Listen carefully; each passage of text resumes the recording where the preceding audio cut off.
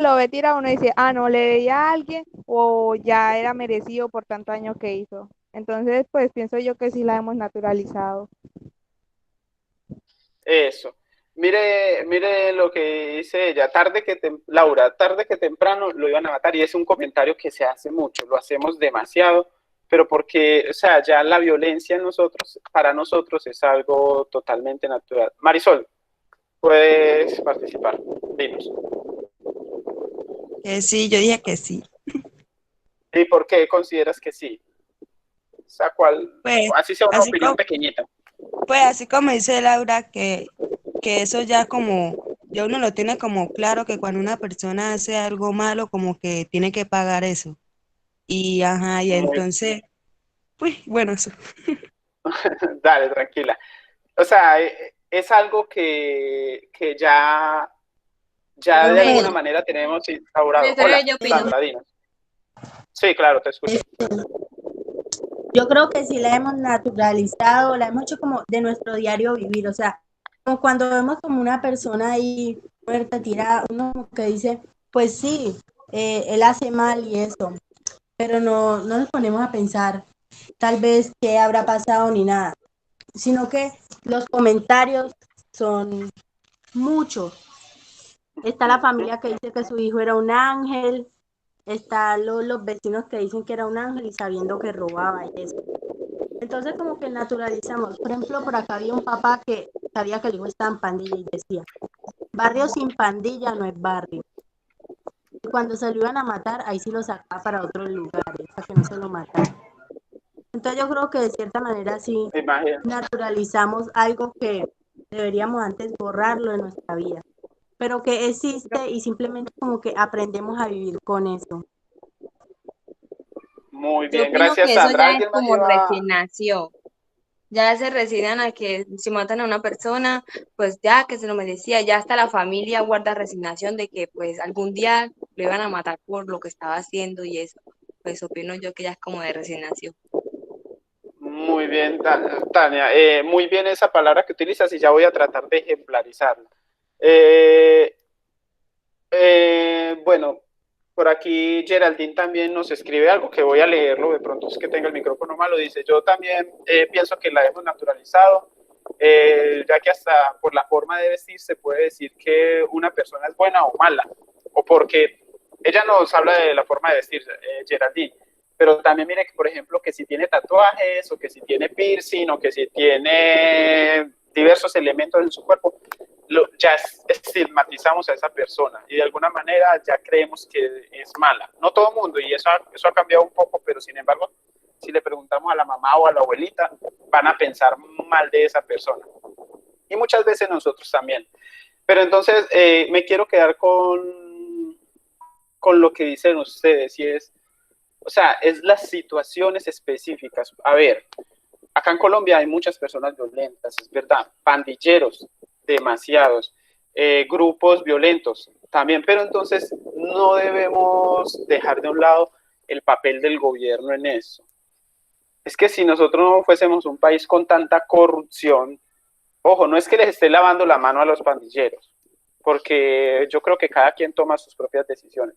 Pero también el gobierno es culpable de ese tipo de cosas, porque si acá no tuviésemos tanta corrupción, se dieran más oportunidades laborales, más oportunidades de educación, yo sé que seríamos un país muy distinto. Y el Estado y el Y si no gobierno, la existiera estructura. lo que le conocemos como la rosca, Colombia fuera un super país para crecer. Claro, y tenemos todo con qué. Y les voy a poner un ejemplo claro. Suiza es un país hoy muy organizado, rico, y no tiene, o sea, no nos llega ni a los talones en la cantidad de recursos que tenemos nosotros. Suiza es un país que no tiene nada, pero ha sido bien administrado. Colombia no ha sido así. Somos un país donde la corrupción nos ha atropellado de una manera que uno diría, esto no tiene sentido, incluso con situaciones graves. Ahorita en la pandemia, ¿cuántas personas no se lucraron con los dineros que deberían ser para ayudar a las personas y se quedaron con ellos? Nomás hoy salió una noticia de un general del ejército que compró tapabocas de los N95, que son los más finos, no sé cuántos miles de tapabocas a 50 y pico de mil de pesos. Salió hoy en las noticias esa información. cuando ese mismo tapabocas al por mayor en otros espacios, bueno, original, se consigue a 11.000 pesos. Cuando hacen la investigación del contrato, se dan cuenta que es una millonada la que se robaron con eso, y aparte de eso, miran la empresa que les vendió, llegan al lugar donde se supone que está ubicada la empresa y no existe nada, es una casa de familia. Y es solo un ejemplo de la corrupción tan grande que hay en nuestro país. Imagínense, si en un momento de tragedia, en vez de ayudar, lo que hacen es robarse los dineros, esto no tiene sentido. Entonces, asimismo ha pasado con todas las instituciones. El PAE, que es el Programa de Alimentación Escolar, ha sido uno de los más atropellados. Hoy en día en Colombia tendría que dársele a cada estudiante de los colegios públicos su alimentación, pero nunca es que alcanza para nada, porque de repente no hay plata, no hay nada, y a lo que llega al colegio son las miserias de lo que ya se robaron, porque todo el mundo roba de a poquito, y lo que llega al colegio es lo mínimo. Entonces, por eso a nosotros nos toca darle solamente comida a 2 estudiantes por salón, cuando el derecho lo tendrían todos los estudiantes, porque así debería ser. Entonces, son una cantidad de cosas, muchachos, que uno entra a juzgar y tiene que analizar de manera crítica frente a estas situaciones que se estén dando. El hecho de que Colombia sea un país tan violento y estemos naturalizando la violencia es culpa de las personas, pero más que de las personas es del Estado, que no ha invertido ni ha dado las garantías suficientes para que todas las personas tengan educación gratuita, puedan aspirar a una universidad y luego aspirar a un trabajo, y que haya garantías para ese trabajo. Entonces, eso haría que la violencia se mermara. No estoy diciendo que se acabara por completo, pero sí ayudaría mucho. Entonces, ahora sí vamos a entrar en materia específicamente para hablar qué era eso del periodo de la violencia. No sé si reconocen esta imagen, es la que está, como les digo, en el billete de 1.000 pesos. Este señor es el gran caudillo que ha tenido Colombia. Cuando hablamos de caudillo, es una persona que tiene un poder de convencimiento y de convocatoria bastante grande. O sea, era una persona a la que se le quería mucho, y lo más seguro es que si no hubiese pasado lo que sucedió, iba a ser el presidente de Colombia ese año en que lo asesinaron. Entonces, es una figura enérgica de Jorge Eliezer Gaitán, líder liberal, asesinado el 9 de abril de 1948. Dicho hecho originaría el Bogotazo, escrito de manera magistral por Arturo Alape en un conocido libro con el mismo título. Entonces vamos aquí a aclarar unas cositas. Jorge Eliezer Gaitán fue un político colombiano que hacía parte del Partido Liberal. Recordemos que para esa época la política colombiana se dividía en 2 partidos. Estaba el Partido Liberal y estaba el Partido Conservador. Entonces usted pertenecía a uno de los dos, ya se fuese el liberal o fuese el conservador. Entonces Jorge Eliezer Gaitán era candidato para este año a la presidencia por el Partido Liberal.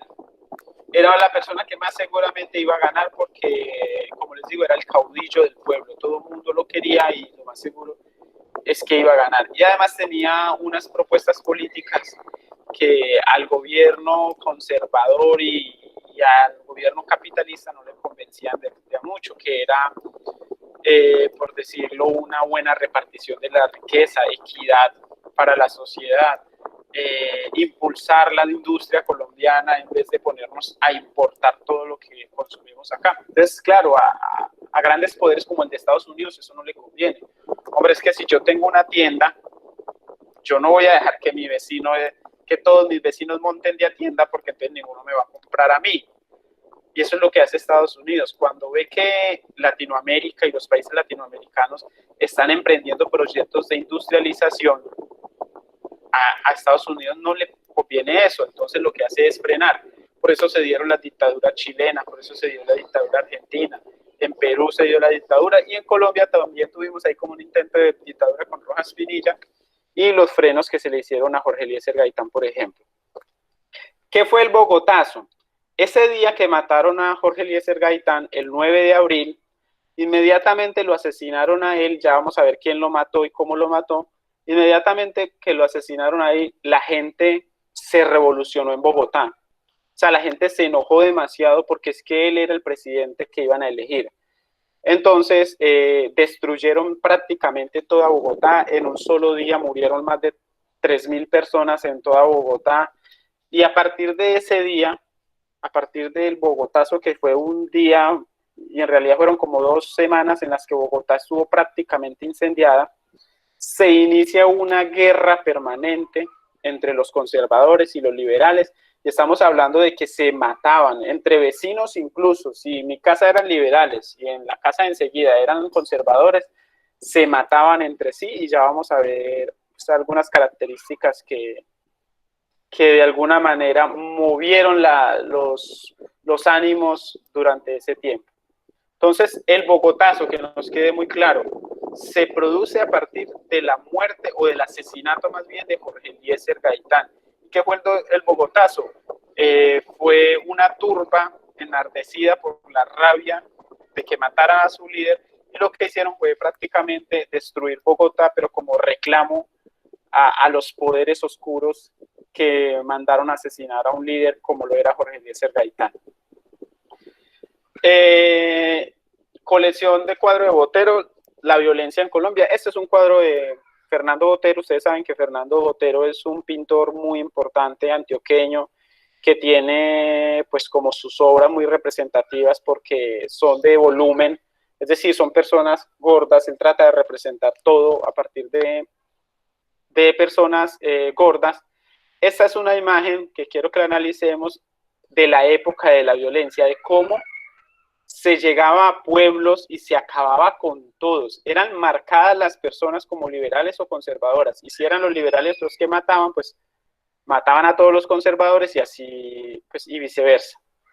Entonces,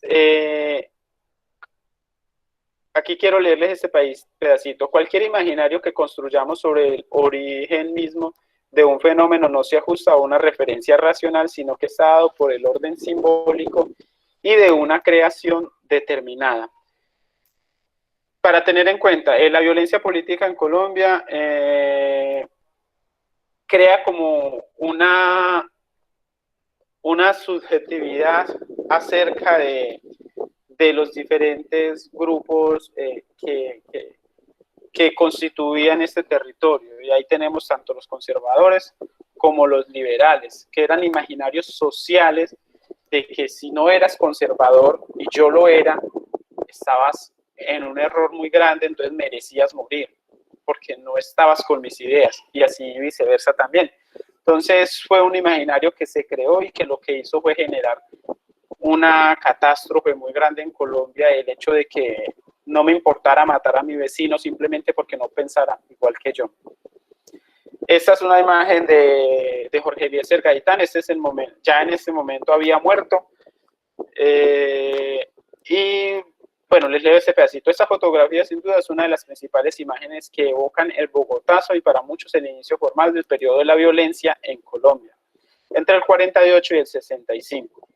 La imagen del rostro del cadáver de Jorge Eliezer Gaitán, en un momento.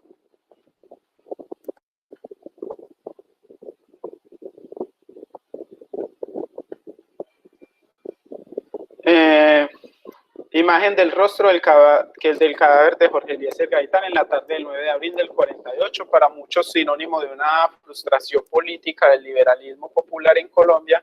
Jorge Eliezer Gaitán, quien se creía la encarnación del pueblo, muere de manera trágica a manos de un personaje oscuro en la historia del país, Juan Roa Sierra. Este nombre grabémonoslo también.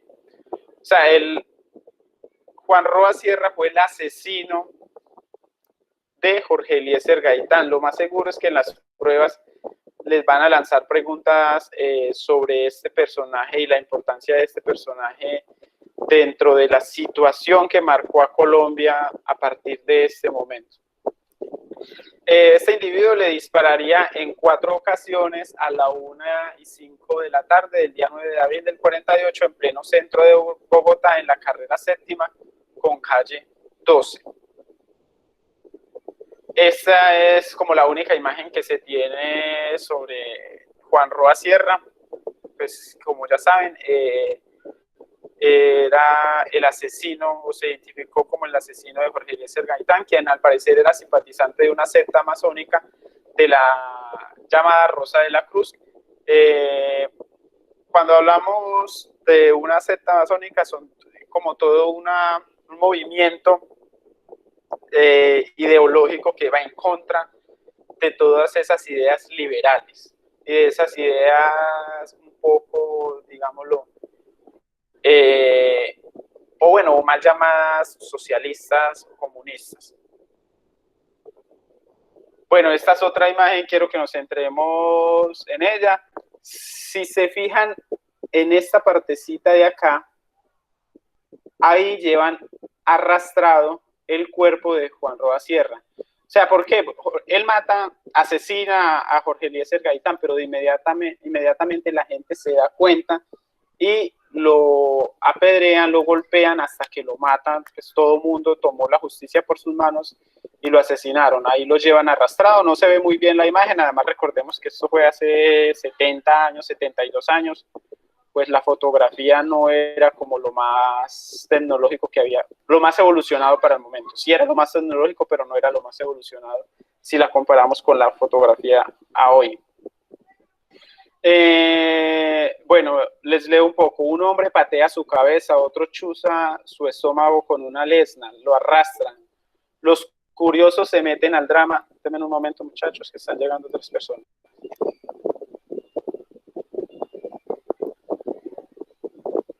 Esto es una descripción que hicieron en ese momento sobre lo que le hicieron. Bueno, los curiosos se meten al drama, como atraídos por un remolino de aguas en travesías hasta llegar al palacio símbolo del poder. Allí tratan de crucificar al amarrarlo a las puertas del edificio. Y finalmente, frente al palacio, queda el cuerpo de Roa Sierra, solitario, con 2 corbatas amarradas al cuello. Al señor lo asesina, la turba, como dice acá, le patean, lo chuzan con armas blancas, en fin, lo asesinan. Pero luego lo arrastran hasta el palacio de gobierno, porque pues, es como la estructura política más representativa, y lo que hacen es que allá lo crucifican como pues, un símbolo de desprecio hacia las estructuras políticas que asesinaron a su gran líder, como lo fue Jorge Eliezer Gaitán. Esta es otra imagen que se tiene. Acá se puede notar un poco mejor el cuerpo, como lo llevan arrastrado hacia la Plaza de Bolívar, que es como el lugar donde lo crucifican. A las 3 de la tarde la ciudad yacía en llamas y la multitud, imagínense, vean, a Jorge Eliezer Gaitán lo mataron a la 1 de la tarde, 1:05 de la tarde. A las 3 de la tarde ya prácticamente el centro de Bogotá estaba incinerado, estaba destruido, porque la gente se enojó demasiado por lo que sucedió. Entonces, a las 3 de la tarde la ciudad yacía en llamas y la multitud ya había realizado el primer intento de tomarse el Palacio Presidencial, iniciativa que fue repelida por los francotiradores del palacio a lo largo del día en varias ocasiones. Es decir, por proteger el Palacio de Gobierno mataron a muchísimas personas. No les importó si eran personas civiles, fuese lo que fuese, pues querían proteger el Palacio de Gobierno. La ciudad sería un caos y las fotografías dan cuenta de una serie de situaciones dolorosas para la capital del país. Experiencia que, aunque las recientes generaciones intentan olvidar, hacen parte de la memoria colectiva y de la historia de nuestra ciudad. Yo, al contrario de lo que dice ahí, considero que es algo que no se debe olvidar. O sea, porque es que esa frase trillada que nos dicen tanto de que una nación que olvida su historia está condenada a repetirla, es muy cierta. O sea, si nosotros olvidamos todo eso que ha pasado en Colombia, estamos condenados a volver a repetir y a volver a cometer los mismos errores. Y eso no tiene sentido. La idea es que conozcamos esos errores que se cometieron y a partir de ahí podamos generar soluciones y no permitir que se vuelvan a repetir. Esta es una imagen de Bogotá, de más o menos, pues nos hacemos una idea de cómo se envolvió la ciudad en llamas y en destrucción total. Esta es una imagen del tranvía de Bogotá. A partir de ese momento dejó de existir el tranvía en esta ciudad. Esta es otra imagen de la ciudad. La destrucción es total en todas las calles aledañas a la Catedral Prima de Bogotá y la Casa del 20 de Julio, edificaciones que se salvaron de la barbarie de la multitud, la cual destruiría buena parte del centro histórico de la ciudad, hasta entonces orgullo de los colombianos. Miren, muchachos, toda la destrucción que se generó debido a una situación pues que lo que hizo fue enojar a las personas se sintieron ultrajadas, sintieron que habían matado a su líder, que habían matado a una persona que nos iba a sacar pues del caos gubernamental que traíamos. Es una imagen un poco fuerte, pero es una imagen real. Los hechos del 9 de abril de 1948, por favor, grabémonos esas fechas. Yo no soy muy de decirles grábense fechas o nombres, pero para mí eso es muy importante que lo sepamos porque hace parte de la historia de nuestro país y se los van a preguntar en cualquier momento y por cultura general lo debemos saber. El Bogotazo, 9 de abril de 1948, ¿por qué se genera? Por la muerte del caudillo Jorge Eliezer Gaitán a manos de Juan Roa Sierra, que fue pues el que lo asesinó, y esto genera una turba social que lo que hace es destruir Bogotá. Dejarían en Bogotá una suma de aproximadamente 3.000 muertos, los cuales recogidos en las calles fueron a parar a estos corredores del cementerio central y enterrados luego en una fosa común para evitar problemas de salubridad pública en la ciudad. Fueron tantos los muertos, y ese de 3.000 es un aproximado, en realidad se considera que fueron muchísimos más, pero muchas de las personas o el dato estadístico real fue ocultado para evitar escándalos internacionales y sobre derechos humanos. Entonces, esta es una imagen pues de la cantidad de muertos que no se sabía qué hacer con ellos, y esto iba a generar problemas de salubridad, iba a generar enfermedades. Entonces se tomó la decisión de enterrarlos a todos en fosas comunes para evitar pues esos problemas de salubridad, que lo más seguro es que se iban a generar, y se generaron en algunas ocasiones porque los muertos eran tantos que no había forma de recogerlos, además porque las personas estaban encerradas en sus casas, les daba miedo salir porque todo el mundo se estaba matando con todo el mundo. Muchachos, estas imágenes que les voy a mostrar a partir de ahora son imágenes un poco fuertes, pero que más allá de que sean imágenes fuertes, nos muestran una época trágica en Colombia que uno debe reflexionar sobre ellas para evitar que se sigan dando. Y es que nos convertimos en especialistas de matar. Incluso le poníamos nombres a las formas en que matábamos. Entonces, algo que debemos tener claro: se da el Bogotazo, se da el asesinato de Jorge Eliezer Gaitán el 9 de abril de 1948. A partir de ahí se inicia, como les digo, lo que se conoce como el periodo de la violencia. Esa violencia que la vamos a diferenciar de todas las demás porque en los libros de historia aparece con V mayúscula. Pero entonces, ¿qué es lo que sucede? Ustedes ya saben que todo inicia en Bogotá, pero desde Bogotá se empieza a extender a todos los territorios, a todo el territorio nacional. Es decir, en departamentos como Antioquia, no sé, en el Tolima, nos empezamos a asesinar entre conservadores y liberales.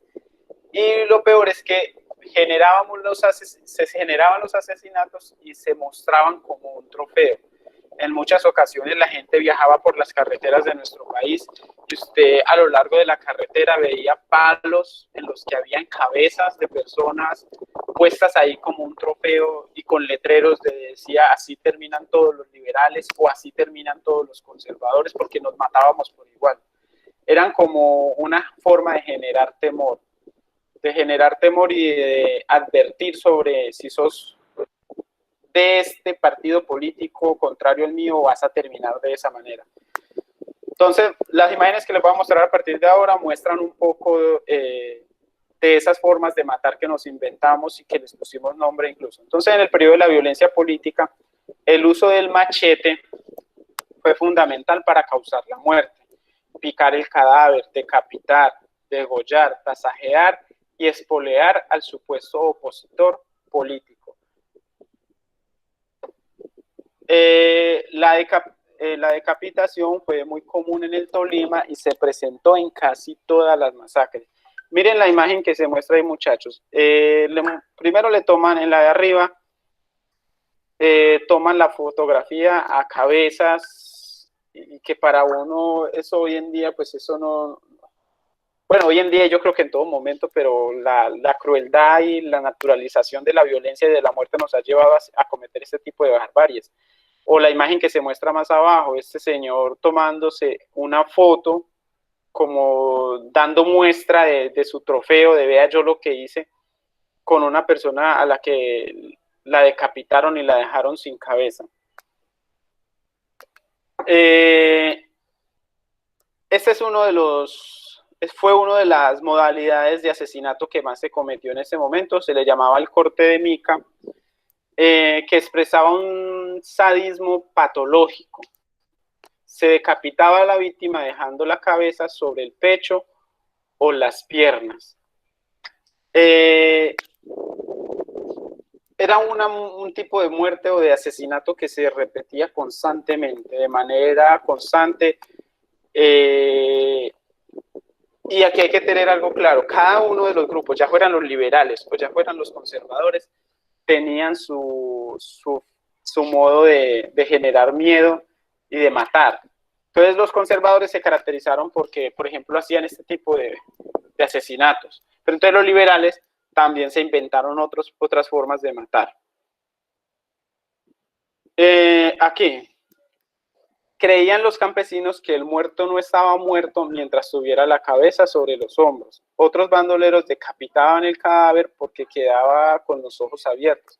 El cuerpo decapitado, las cabezas sueltas, se muestran como evidencia de las bajas causadas al enemigo o como trofeos abominables. O sea, yo no certificaba que mi enemigo o ese al que yo asesiné porque no tenía mis mismos ideales y principios políticos, yo lo dejaba sin cabeza porque era lo único que me certificaba que realmente está muerto. Y esa cabeza era de alguna manera el trofeo que me quedaba a mí para demostrar el acto que acababa de cometer. Y como les digo, muchas de esas cabezas de las personas eran puestas en las carreteras como muestra de trofeo y de lo que se había hecho. Bueno, la piromanía fue otra de las modalidades de muerte que se utilizaron, especialmente en el departamento del Tolima. Entre los genocidios por fuego se destacan el de una vereda en Armero, departamento del Tolima, en 1952, actuando de nuevo el batallón Tolima en una casa, ordenan encerrar a más de 60 personas para luego incinerarlas por completo. Imagínense, encerrar a 60 personas, eso muy parecido a lo que se dio durante el Holocausto nazi, encerrar a muchas personas en un lugar y luego prenderles fuego. Para uno eso es impensable, eso es sádico, es cruel, no tiene sentido, pero fue lo que generó la división política marcada que había en ese momento en nuestro país. El Cristo campesino era una de las torturas más comunes, consistía en amarrar a la víctima, la mayoría pues, hombres, con los brazos por detrás y violar a la mujer de la casa en su presencia. Es decir, amarrar a la persona y que él viera cómo violaban a su hija o a su esposa o a su mamá, en fin, que él sufriera eso, pero luego era asesinado y lógicamente sus familiares también eran asesinados. Los victimarios proferían palabras soeces, amenazas y maldiciones. Se degradaba a las víctimas con el objeto de deshumanizarla y así poderla sacrificar. La víctima generalmente se mataba con uno o varios tiros de gracia en la cabeza o en el pecho. Pero antes de meterle esos tiros, como les digo, primero los torturaban pues, con ese tipo de cosas. De ver cómo violentaban a su pareja, a sus hijas, a sus hijos, a su madre, no sé, a toda su familia. Esta era otra forma de muerte, principalmente con el uso del machete, que se le conocía como bocachiquear. ¿Y en qué consistía la tortura? En que se cogía a la persona y se le hacían cortes muy superficiales en todo el cuerpo, como tasajear a la persona, que no la matara de una, sino que la fuese desangrando y que pudiese sufrir el mayor tiempo posible. La palabra viene de la manera como preparan el pez boca chico. Los pescadores y campesinos acostumbran zanjarlo para poder comerlo. Son formas crueles que nos inventamos nosotros. Pues, cuando hablo de nosotros es la estructura colombiana y la división política colombiana, porque fueron los campesinos, y eso es esto a lo que quiero hacer mella y quiero que nos quede grabado en la cabeza. Los políticos, los que tienen el poder, son los que se encargan de generar la división, pero ¿quiénes son los que se matan al fin y al cabo? Los campesinos, la gente pobre. Y les pongo un ejemplo muy claro, muchachos. ¿Quiénes son los que terminan pagando el servicio militar? Las personas más pobres de Colombia, los que menos oportunidades tienen, porque no ven otra opción, que después de que sale uno del bachillerato, entonces la única opción que tengo es irme para el ejército a saldar una guerra de la que yo no tengo culpa. Es que, por ejemplo, hoy están naciendo personas en Colombia. Dentro de 18 años les va a tocar ir a pagar un servicio militar por algo que ellos no saben ni de dónde salió ni por qué salió. Es que no tenemos la culpa de eso. Pero, ¿quiénes son los que terminan en el ejército? Y se los vuelvo a decir, las personas pobres. Los campesinos son los que les toca ir al monte a matarse por algo que no saben ni de dónde surgió ni cómo surgió.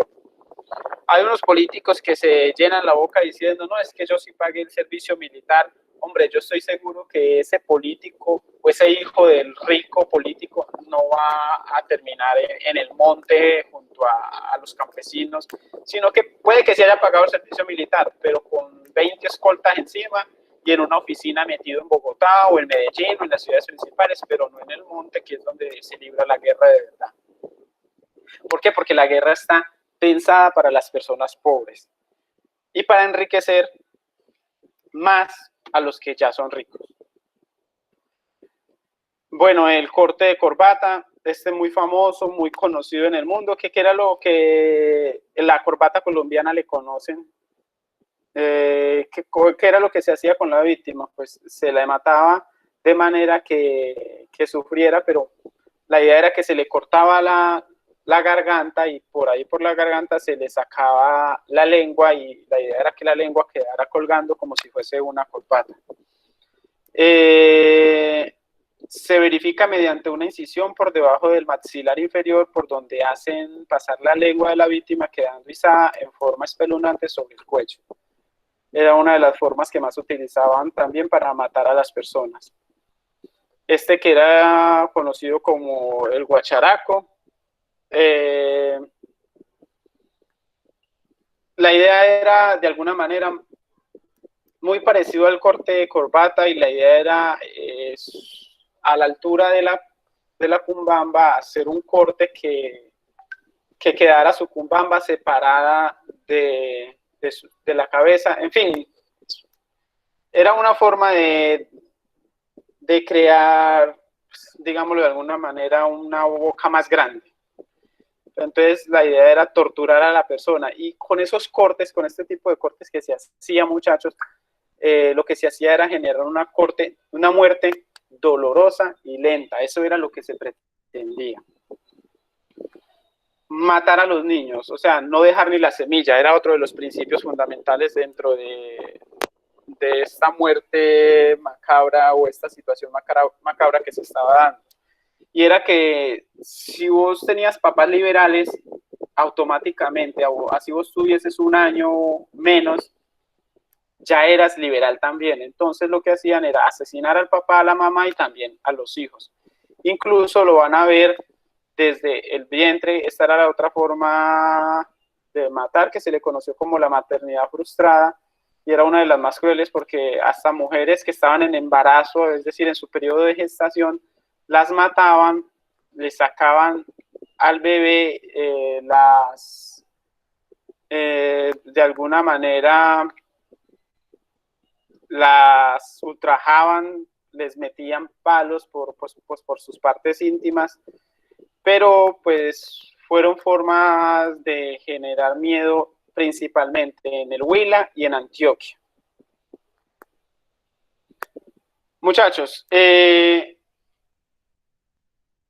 para finalizar, ¿qué quiero que nos quede de eso? Que aprendamos sobre un periodo triste de la historia colombiana que debemos repudiar, que debemos superar de alguna manera, tratando de generar una equidad dentro de nuestra sociedad, de generar un gobierno que realmente esté en pro de las personas y no en pro de ver quién se lucra más. Entonces, un periodo de la violencia que se inicia en 1948 con la muerte de Jorge Eliezer Gaitán, que hace que las personas se maten durante muchos años, hasta más o menos 1965, es decir, 17 años matándonos entre liberales y conservadores. Pero ¿quiénes eran los que se mataban? Y vuelvo y reitero, los campesinos. Allá en el Palacio de Gobierno, en ese centro político de Bogotá, los políticos no se mataban. Ellos podían ser liberales o conservadores, pero entre ellos no se mataban, ni bobos que fueran. Pero en cambio la gente campesina, la gente de los espacios un poco más alejados de la capital, fueron los que se empezaron a matar durante muchos años entre sí. Tanto así que hubo un momento en la historia de Colombia en la que el gobierno se empieza a dar cuenta de esa situación tan grave que se estaba dando, y lo que hacen es generar algo que se le conoció como el Frente Nacional. Y eso es muy importante que se lo graben, porque lo más seguro es que les van a preguntar qué fue el Frente Nacional. Así de manera muy responsable y a grandes rasgos, el Frente Nacional fue un momento en el que el gobierno se empezó a dar cuenta por allá en el 62, si no estoy mal, de que nos estábamos matando muy feo. O sea, de que no podíamos seguir permitiendo que los campesinos se mataran entre ellos porque sí. Entonces se creó un acuerdo que se le conoció como el Frente Nacional, que lo que decía ese acuerdo es: durante 4 años van a gobernar los liberales y durante 4 años más van a gobernar los conservadores. Entonces lo que hicieron fue repartirse el poder. Ya esto va para el próximo encuentro que tengamos, pero a grandes rasgos ahí lo que sucedió fue que un sector de la sociedad no estuvo de acuerdo con eso. ¿Cómo así que se van a repartir el poder? Entonces, la democracia, ¿dónde queda? Si somos nosotros los que tenemos que elegir quiénes nos van a gobernar, no ustedes. Entonces ahí es donde nace la guerrilla de las FARC en el año 64. Pero ya eso lo vamos a ver dentro de 8 días, en la horita que vamos a tener de clase. Muchachos, para terminar, de pronto alguna apreciación, alguien que quiera decir algo, si conocía esta situación, si no conocía. ¿Quién quisiera participar y decir algo?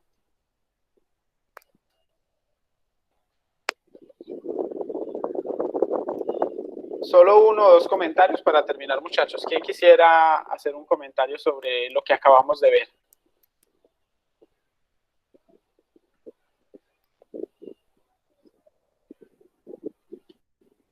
Profe, yo. Te escuchamos, Laura. Profe, pues pienso yo que, o sea, nunca nadie se iba a imaginar que la muerte de ese señor iba a generar tanta violencia y durante muchos años. Entonces, como algo así decirlo así, increíble, profe. Porque, o sea, matar tanta gente por una muerte que no, pues, no es, ¿cómo le explico, profe? Una muerte, se podría decir que fue una muerte muy importante porque, o sea, generó mucha violencia. Entonces, como que uno que se iba a imaginar que por la muerte del señor se iba a generar tanta violencia, o sea, yo no sabía eso, pues por lo general yo no sabía que se había generado tanta violencia por la muerte de ese señor.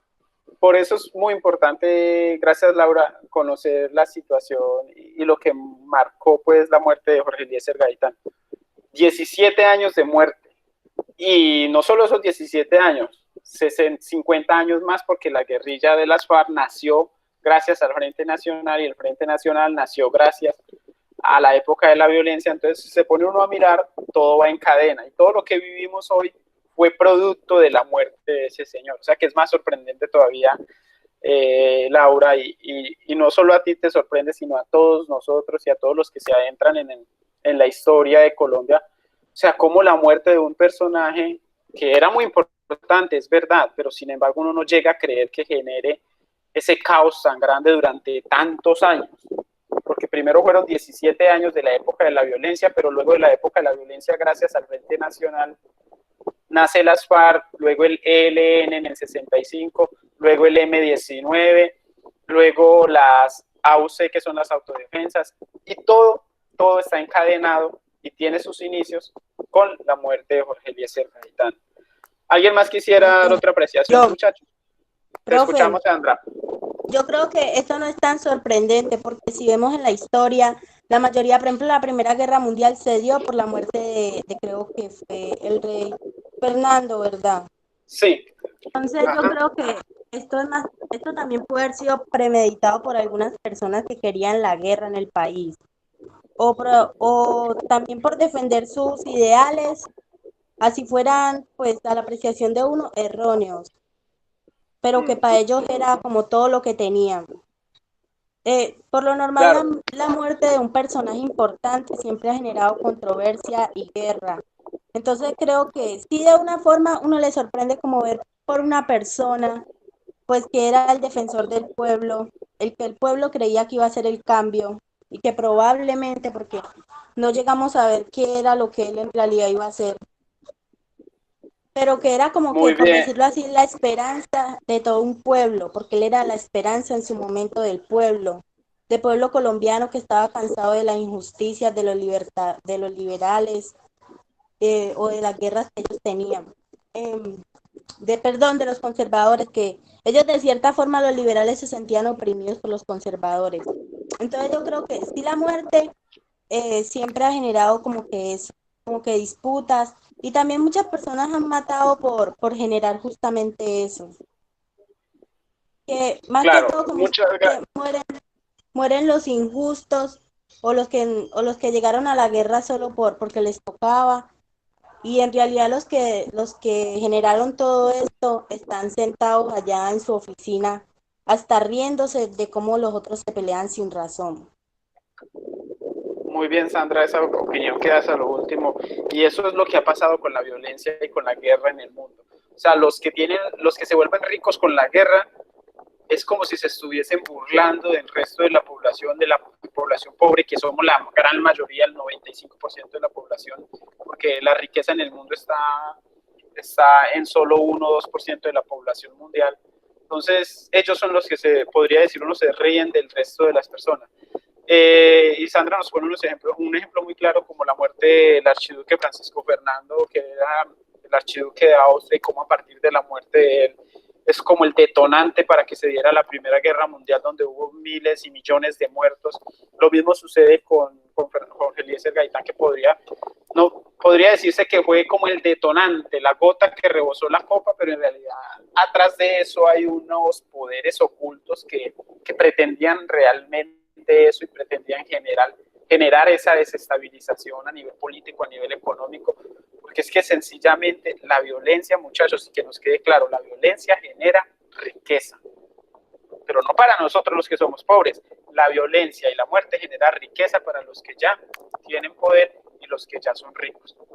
Y son estructuras de poder y estructuras políticas que van a funcionar siempre de esa manera.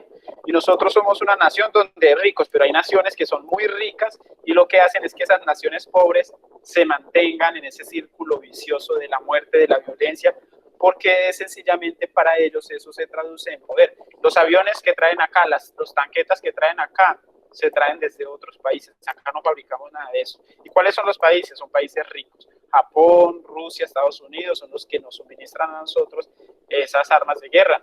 Nos las suministran, pero porque nosotros lógicamente pagamos por ellas. Y asimismo, pues, estructuras de poder y políticas que manejan y envuelven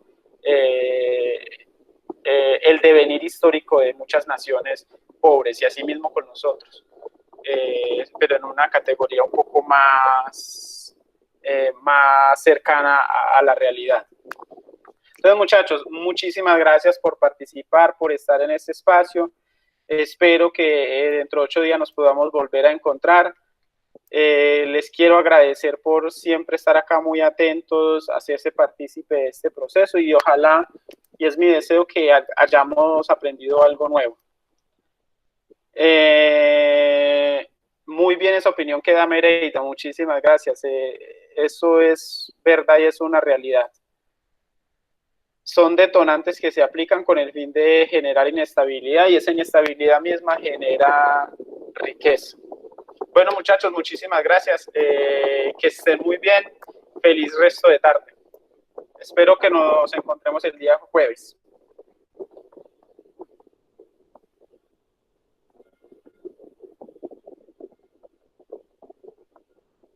Profe, chao. Chao, que estés bien. No sé quién me habló, pero chao.